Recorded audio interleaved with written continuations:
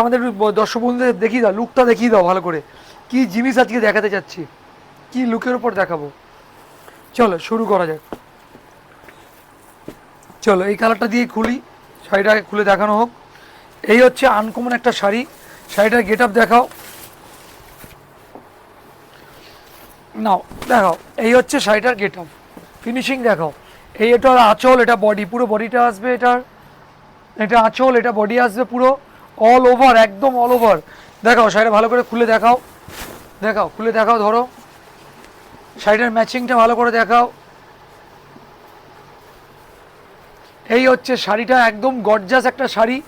সবচেয়ে বড় একটা বিষয় হচ্ছে এই শাড়িটা একটা বিয়েবাড়ি অনুষ্ঠানে পরার জন্যে বা কাউকে যদি দিতে হয় দেওয়ার জন্যে একদম A1 শাড়ি।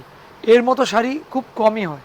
কারণ শাড়িটা, চলো আমরা দেখাও ভালো করে, ব্যাক সাইডটা দেখাও, শাড়ির কাজগুলো দেখাও ভালো করে আমার দর্শক বন্ধুদেরকে। পেছন সাইডটা এত সুন্দরভাবে নিপুণভাবে কাজ যে কোনো রকমভাবে হাতে ফুটবে না।